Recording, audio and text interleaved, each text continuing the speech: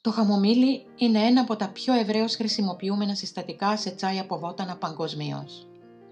Το χαμομήλι είναι επίσης ένα δημοφιλές συστατικό για εξωτερική χρήση σε διάφορα προϊόντα υγείας και ομορφιάς. Στο εμπόριο, το χαμομήλι ονομάζεται συχνά γερμανικό χαμομήλι ή ουγγρικό χαμομήλι, το οποίο δεν πρέπει να συγχέεται με το σπανιότερο και πιο δαπανηρό ρωμαϊκό ή αγγλικό χαμομήλι. Σε αυτό το βίντεο γίνεται λόγος για το γερμανικό χαμομήλι.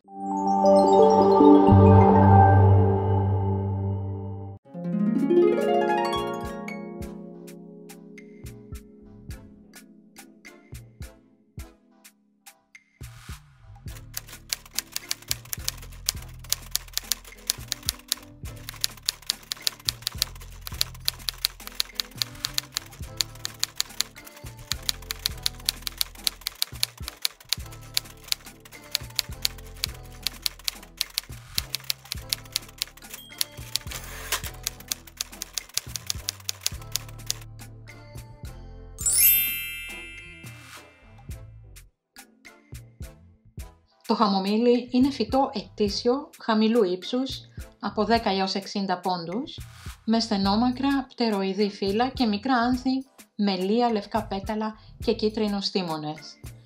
Η ανθοφορία και η συγκομιδή γίνονται από το Μάιο έως το Σεπτέμβριο.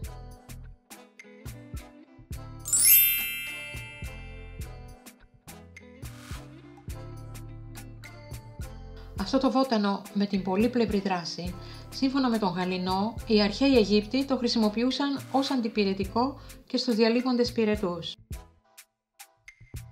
Ο Διοσκουρίδης το θεωρούσε εμυναγωγικό και ο Ιπποκράτης το συνιστούσε σε ιστερίες και λευκόρια. Συνιστάται σχεδόν για κάθε οργανική ανομαλία, αν και η σπουδαιότερη ικανότητά του είναι να χαλαρώνει άτομα φορτισμένα από συναισθηματικά προβλήματα. Το χαμομήλι έχει αντιφλεγμονώδη, επουλωτική και βακτηριοστατική δράση. Βάσει αυτών των ιδιοτήτων του χρησιμοποιείται στη θεραπεία δερματίτιδων, εκζεμάτων, της επιπεφικίτιδας και της πομφολιγόδους επιδερμόλυσης. Στις μέρες μας συναντάμε το εκχύλισμα του φυτού κυρίως ως συστατικό καλλυντικών και ως σαμπού για τα μαλλιά. Χρησιμοποιείται επίσης και ως ήπιο ηρεμιστικό κατά της αϊπνίας και του στρες. Το χαμομήλι επουλώνει εγκάβματα, σπηριά, λιχίνες και εκζέματα. Δρά ως παυσίπονο, καταπραϊντικό, αναλγητικό, αντιφλογιστικό, ειδικά σε οδυνηρή οδοντοφυΐα παιδιών, διαταραχές της εμεινόπαυσης, κιστίτιδες, πόνους των ρευματισμών, βήχα, νευραλγία του τριδήμου. Είναι ανθελμινθικό και σκοτώνει ασκαρίδες και οξύουρους. Είναι επίσης και αντιαλλεργικό και γίνεται χρήση σε αναφυλαξία και φαγούρα. Το ρόφημα χαμομηλιού είναι καλό ορεκτικό, διαγερτικό, χωνευτικό, αντιφυσιτικό κατά του τυμπανισμού και αντιδιαρροϊκό. Αν υπάρχουν φλογισμένες αιμορροίδες, τις ανακουφίζει, καθώς επίσης τις κράμπες και τους πόνους των αυτιών. Σε κρυολογήματα είναι εφιδρωτικό και αντιπυρετικό. Είναι χολαγωγικό για πρίξιμο ύπατος και σπλήνας. Γαργάρες με χαμομήλι κάνουμε όταν υπάρχουν πληγές στο στόμα και άφθες. Κομπρέσες χαμομηλιού χρησιμοποιούμε για δερματικά προβλήματα. Στην ομοιοπαθητική ιατρική, το χαμομήλι χρησιμοποιείται στα υπερευαίσθητα άτομα από κατάχρηση ναρκωτικών και καφέ, σε νευρικά παιδιά, σε νεογέννητα και σε νήπια στην περίοδο οδοντοφυΐας, σε πόνους, σε διάρρεια λόγω κρύου, οργής ή θλίψης, με δίσοσμες κενώσεις και σε έντονους ρευματόπονους. Με εξωτερική χρήση, το αιθέριο λάδι του χαμομηλιού τονώνει τα άρρωστα μαλλιά, ενώ το αφέψιμά του ανακουφίζει τους πονόδοντους με μπουκώματα και τον πονόματο με πλύσιμο, καταπραίνει την παροτίτιδα με καταπλάσματα και ξανθαίνει τα μαλλιά με συχνό λούσιμο.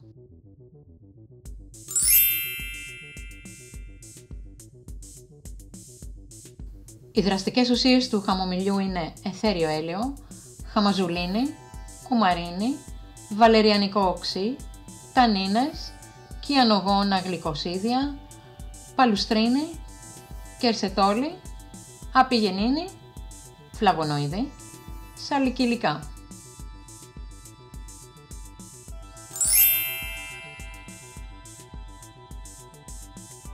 Κατά της αϊπνίας, το χαμομήλι χορηγείται σε μορφή βάματος. Υπό τη μορφή βάματος όμως, εφαρμόζεται και στα μάτια, σε δοσολογία 2 με 3 σταγόνες, 3 με 4 φορές την ημέρα.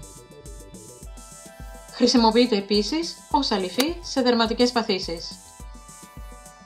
Επίσης, για δερματικές παθήσεις, βάλτε 3 με 4 γραμμάρια ξηρού βοτάνου σε 150 ml νερό και φτιάξτε κατάπλασμα. Το αιθέριο έλαιο χαμομηλιού είναι ιδανικό για εντριβές σε δερματικές παθήσεις, όπως και η λοσιόν χαμομηλιού για εκζέματα. Κυκλοφορούν επίσης και σαμπού με βάση το χαμομήλι για όσους υποφέρουν από δερματικές παθήσεις, ακόμη και ψωρίαση. Για την παχυσαρκία, φτιάξτε πυκνό έγχυμα με μία κουταλιά σούπας χαμομήλι σε ένα φλιτζάνι βραστό νερό για 10 λεπτά. Μετά σουρώστε. Πίνετε ένα φλιτζάνι νηστική το πρωί και ένα το βράδυ πριν τον ύπνο. Κάντε το για 1 μήνα. Για την ανορεξία, φτιάξτε αφέψιμα με 4-5 λουλουδάκια για κάθε φλιτζάνι. Πίνετε πριν από κάθε γεύμα. Μπορείτε να προσθέσετε λίγο μέλι. Για ένα χαλαρωτικό μπάνιο, βράστε για 10 λεπτά 300 γραμμάρια χαμομήλι ή ίδια ποσότητα συνολικά από διάφορα βότανα αρωματικά όπως φασκόμηλο, δεντρολίβανο, δυόσμο και άλλα. Σουρώστε και ρίξτε στο μπάνιο σας όπου και θα μείνετε όσο περισσότερο μπορείτε. Αυτό το μπάνιο θα σας χαλαρώσει, θα σας ηρεμήσει και θα σας ξεκουράσει. Ενισχύστε το χρώμα στα φυσικά ξανθά μαλλιά σας χωρίς τη χρήση βλαβερών χημικών συστατικών, λούζοντάς τα με αφέψιμα χαμομηλιού. Το αποτέλεσμα θα είναι καλύτερο τους καλοκαιρινούς μήνες. Το χαμομήλι θα σας φανεί χρήσιμο και για το ντεμακιγιάζ, φτιάχνοντας ένα γαλάκτωμα ως εξής. Αναμίξτε 2 κουταλιές γάλα και 2 κουταλιές από αφέψιμα χαμομηλιού με λίγη λιωμένη χλωρή καρυδόφλουδο με λάδι. Αυτό το μείγμα χρησιμοποιήστε το κανονικά σαν γαλάκτωμα καθαρισμού, απλώνοντάς το κατευθείαν στο πρόσωπο ή βάζοντάς το σε βαμβάκι. Αν τα μάτια σας τσούζουν, είναι κόκκινα και πρισμένα, βουτήξτε βαμβάκι σε αφέψιμα χαμομηλιού και τοποθετήστε στα μάτια για τουλάχιστον 10 λεπτά. Το ίδιο θα κάνετε και για τους μαύρους κύκλους. Και αν βγάλετε κρυθαράκι, μια ζεστή κομπρέσα χαμομηλιού θα μειώσει το πρίξιμο. Κάντε το κάθε τόσο μέχρι να εξαφανιστεί τελείως. Αν ταλαιπωρήσετε με την ακμή και σπυράκια, βράστε λίγο χαμομήλι και αφού καθαρίσετε καλά το πρόσωπό σας με νερό και σαπούνι, απλώνετε πάνω το χαμομήλι χλιαρό.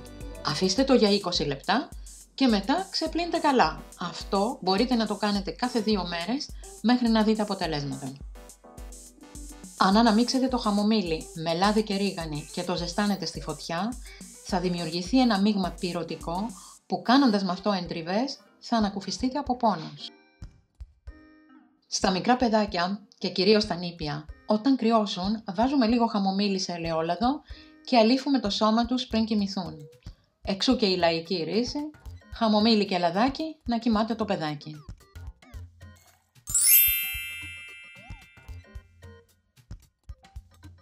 Το χαμομήλι έχει ονομαστεί γιατρός των φυτών και όχι τυχαία, γιατί όπου φυτρώνει βοηθάει όλα τα ασθενικά φυτά που φυτρώνουν μαζί του να αναπτυχθούν καλύτερα.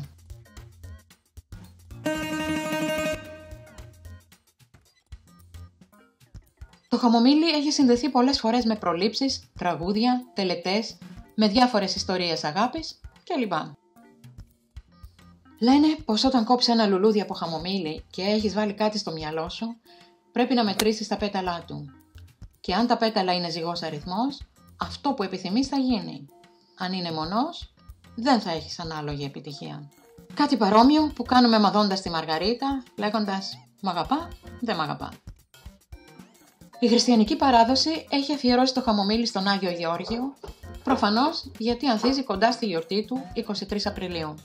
Λέγεται ότι οι παλιά στόλιζαν την εικόνα του Αγίου Γεωργίου με λουλούδια από χαμομήλι, διότι το χαμομήλι είχε τα 2 χρώματα.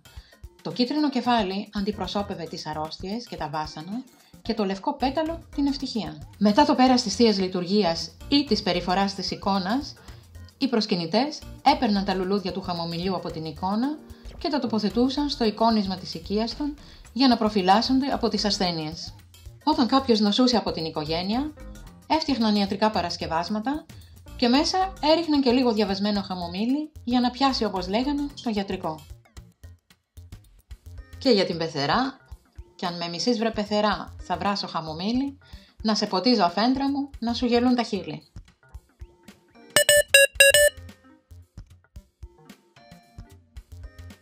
Επισημαίνεται ότι τα άτομα που είναι αλλεργικά στα φυτά του γένους Αμβροσία καθώς και στο χρυσάνθεμο μπορεί να είναι αλλεργικά και στο χαμομήλι και για το λόγο αυτό πρέπει να το αποφεύγουν.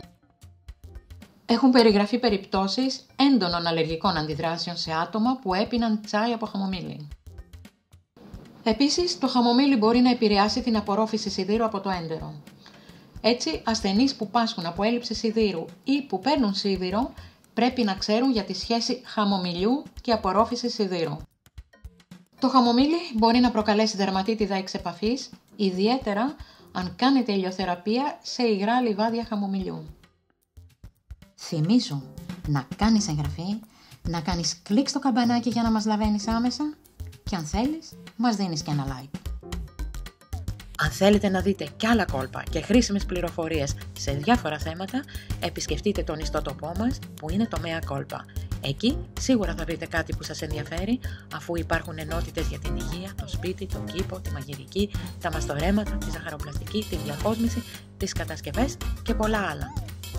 Τελειώνοντας, αφού σας ευχαριστήσω που είδατε αυτό το βίντεο, να σας θυμίσω να κάνετε εγγραφή όσοι δεν το έχετε ήδη κάνει και να κάνετε κλικ στο καμπανάκι που βρίσκεται κάτω ακριβώς από αυτό το βίντεο για να λαβαίνετε άμεσα κάθε καινούριο βίντεο.